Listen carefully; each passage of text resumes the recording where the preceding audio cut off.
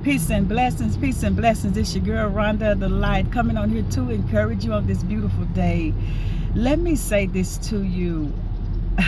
I coach and counsel with, mentor so many people, okay?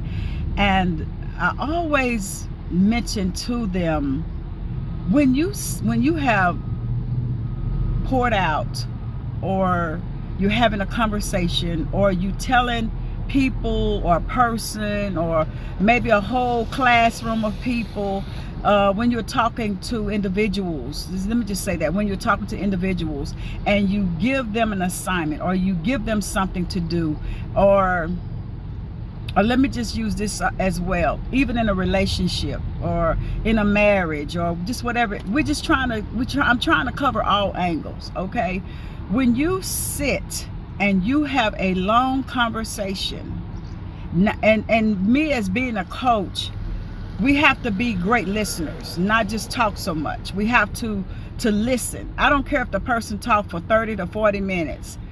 You have to still listen and then take them back to the first thing they brought to you in the very beginning. That's why you have to be a great listener, okay? So when you're listening and then you're not listening, some people listen to hurry up to respond. No. You listen to the things even that they're not saying, okay? So when you, as being a coach, a mentor, or whatever, in leadership, wherever you may be, a parent, whatever it may be, wife, husband, whatever it is, when you speak to a person, a grown person, and you give them assignments, or you are talking to them about things that they're doing that is unpleasing, things that's making you uneasy, or things that is not complying to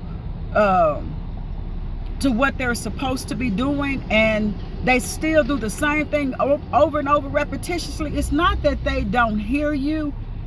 They refuse to follow protocol, order. They want to do what they want to do. This is in all angles. Relationships, there's going to be a part 2, maybe even a 3. 9 times out of 10, when you hear a person say, huh, you heard me the first time. You know how kids do that? Huh, ma'am? You heard me the first time, okay? When they hear you, when they hear you, it go in one ear and out the other. Whatever they want, they keep, and that they don't, they'll dish it to the side, okay?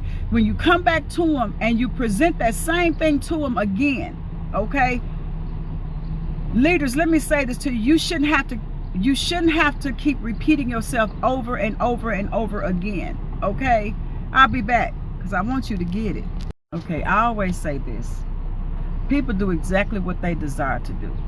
When you keep telling people over and over and over again, whether you're teaching, whether you're mentoring, whether you a pastor, whether you a wife, a husband, or whatever, when you keep telling people the same thing repetitiously over and over and over again, and they still don't comply, they still do what they desire to do, they don't care, okay? So you have to make it up in your mind.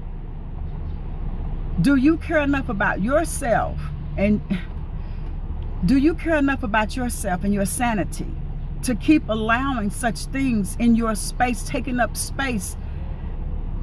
9 times out of 10 that they don't belong there anyway, okay? So a lot of times when people know that they're out of order anyway in your life, and they know they don't belong, they'll come in and make a whole mess, okay? That's in ministry, that's in organizations, that's in marriage, that's in relationships, that's in friendships. Some people, just like you got people that God sent on an assignment, you got people that the enemy sent to on an assignment.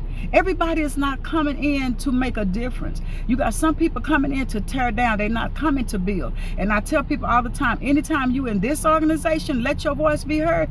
If you're not coming to build, I'm gonna tell you to move your hips on, because we don't have time for it, okay? Even in relationships, we don't have time to be wasting time, okay? You got to make it up in your mind. As long as, I'm gonna tell you something, when you give a person chance after chance after chance, it's like you putting a gun in their hand because they missed you the first time when they shot at you. They missed you the first time. You have literally put another one in their hand for them this time. Don't miss, okay? Make up in your mind, you're not going to keep wasting your time, your oil. You're not going to keep playing with your anointing. You're not going to keep playing with your time with people that don't want. 9 times out of 10, you already know anyway. But it's something in you that's keeping you held hostage in these things and in these places. I can only tell you about the way Rhonda used to be, okay? Would deal and hold on to things that you know that's toxic for you, okay? And at the same time, those things that you was growing through, what did you learn from it? I talked about this yesterday. Because everything that we grow through, some things God wants us to experience so we'll know what not to do. I tell people all the time when they come and complain to me about different organizations, I said, you know why God allowed you to go in that organization and see how jacked up it was? Because He wants you to see and know this is what you don't do. You don't hurt people.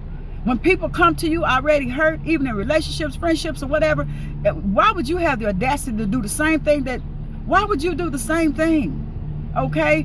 If you're not here to help and build, sit your hips down. Let somebody else help them. Okay? Get out of the way. You're just in the way. And you cannot expect people to make up your mind for you.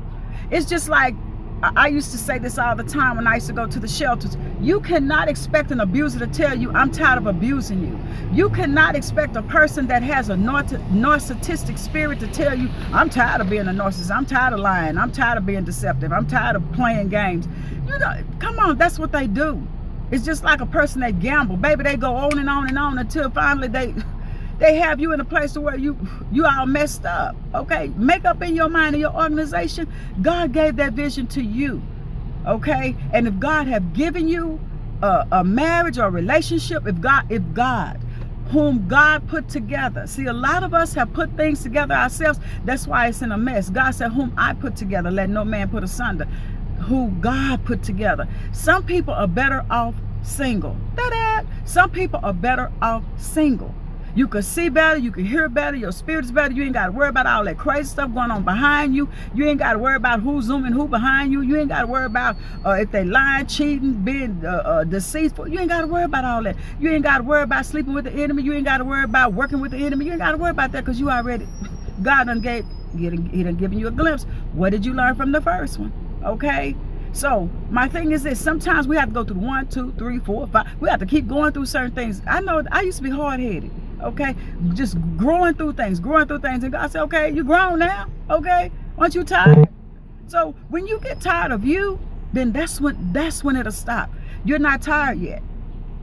You're not tired of still being that little bitty boy, that little bitty girl. You're not ready to be grown. Okay, anytime you go and you spend money on something just crazy, just for a show, for somebody to look and say, "Ooh, that look good," instead of you investing in something, you investing in all this other stuff, and you ain't investing in your future. Or even if you married to somebody and you know they got something going and you don't invest in their future, boy, bye, girl, bye.